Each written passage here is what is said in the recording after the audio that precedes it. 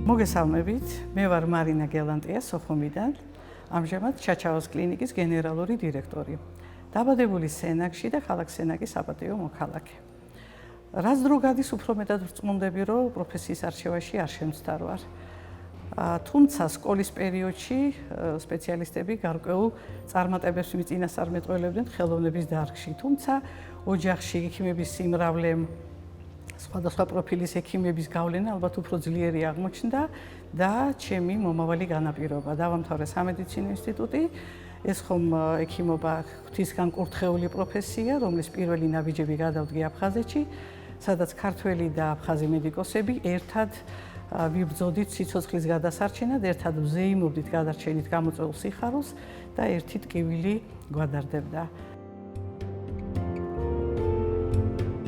აფხაზეთიდან გადმოსვლის შემდეგ თბილისში შეიქმნა კიდევ ერთი დიდი ოჯახი, სასტუმრო ხიბლი, სადაც მე წლების განმავლობაში მომიწია ცხოვრება და წლების განმავლობაში დღის და ღამის ნებისმიერ მონაკვეთში ჩემს თავს ვალდებულად ვთვლიდი და ვხმარებოდი ჩემს ბედქვეშ მყოფ ადამიანებს. ყველაზე მთავარიც იყო, რომ მე ამ შემთხვევაში არ უნდა შემცდარიყავი.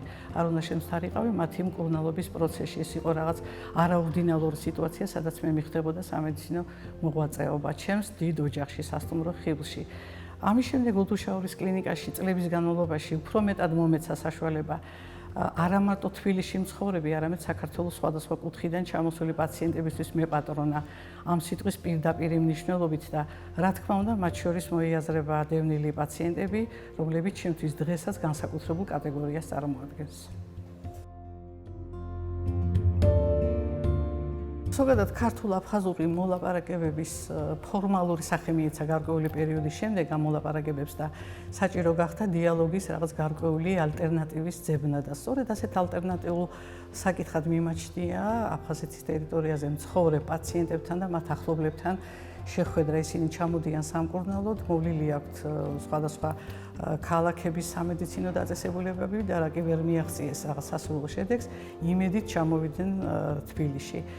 მე როგორც კლინიკის ხელმძღვანელს მიწევდა ასეთ პაციენტებთან და მათ ახლობელთან ყოველდღიური კომუნიკაცია და თქვენ წარმოგიდგინეთ გამომშვიდობების დროს, როცა ისინი უკვე ბედნიერები, გამოჯანმრთელებულები უბრუნდებოდნენ თავიანთ საცხოვრებელს, თითქმის მოლაპარაკებულებებით ერთი და იგივე ტექსტით მემშვიდობებოდნენ. და ეს ტექსტი იყო ასეთი: ჩვენ ძალიან გაგვიხარდება თქვენი ჩამოსვლა აფხაზეთში, ჩვენი სახლის კარები თქვენთვის ღიაა.